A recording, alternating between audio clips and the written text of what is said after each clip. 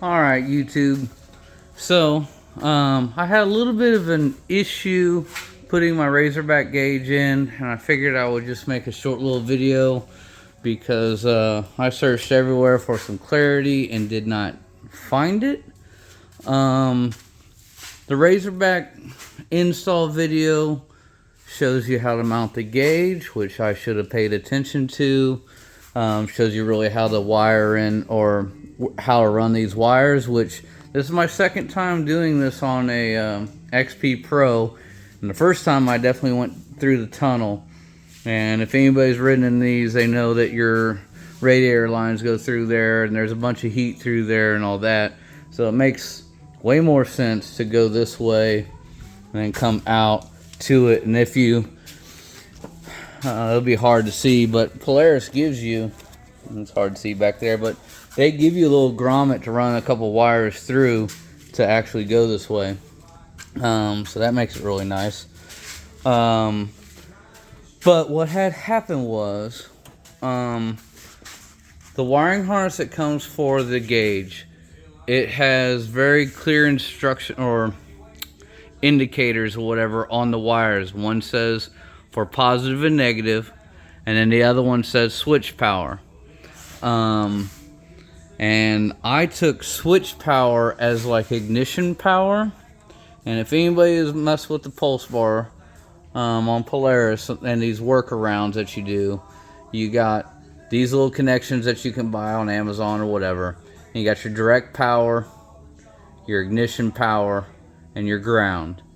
Not going to get into it of the workaround that you have to do to wire in like accessories like light bars and whatnot. But you know, Reader's Digest, you got to run your light bar off of the constant power, and then wire your toggle switch backlight off of your ignition power, because they're not fused very heavy. So this ignition power is fused very light. It's 10 amp fuse, 40 amp fuse on your constant power, and then of course your ground is your ground.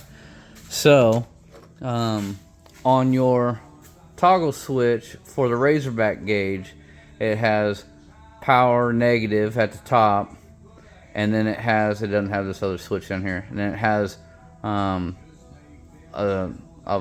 connection here and there. So when you are wiring your actual gauge for that positive and negative, you need to run it off of your ignition or switch power to run this. And then you need to pigtail in, or you can run another pulse bar connection thing, which I only had one left, and really it doesn't really make much sense to lose a whole plug just to run your toggle switch. But if you pigtail in the positive and negative for your gauge, and then run down to your toggle switch for your Razorback, and put your positive and negative off of that ignition power, both of these will light up at the same time. I mean, this is not the Razorback gauge, you know, it's already in there, and I'm not taking it out to show you, but trust me when I say there's 2 pins up top, one down here back at the bottom. So that powers everything. So off of that, the wiring harness itself will say switch power. That switch power is not ignition power. That's where I messed up at. I was overcomplicating it and thinking I needed to turn that into ignition power or whatever. That switch power goes to the 2 pins that are down here, and that basically allows it to adjust. So when you have it on,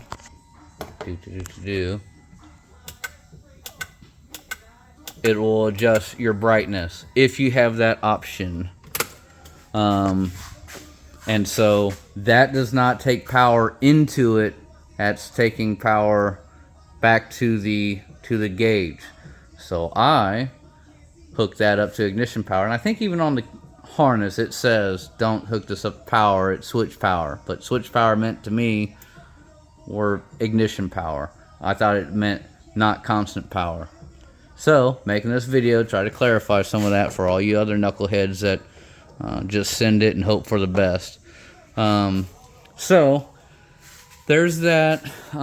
Razorback has been awesome to work with. Like a knucklehead, I didn't read the instructions or watch the video on this bracket, and I lost one of those little spacer deals. They're going to hook me up with one. That's awesome. And then there's tons of videos out there, and I wasn't going to get into all this, but this is the last little bit that I have to do, is the gauge part. The first one that I did this on was the generation that didn't have the such a short sensor, and I wanted to go right at the end of this because that kind of is where your belt rides, so you want to go as close to that as you can, but you got to be careful because once you poke through the other side, you need to be able to clear that little deal there.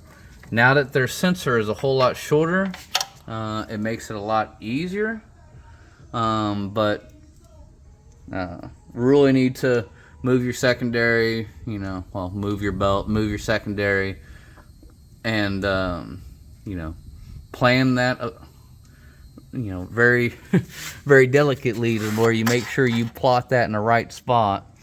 And then once I get that in there, we're squared away, and the gauge will be done. Well, once I put the fender well back on and all that kind of fun stuff. But just wanted to share that little video because I looked all over for some clarity on that toggle switch, because a lot of channels just kind of skip over that little part, and to me, switch power meant ignition power. Switch to me means ignition on. Oops. Shame on me. Life lesson. And had to kill all my cleanly routed and shrink wrapped harnesses and stuff, which they tell you not to do until you know it works, but whatever. Life lessons, and we're squared away now, and hopefully that saves somebody out there. Here we go, about ready to button it up and call it a day on this one.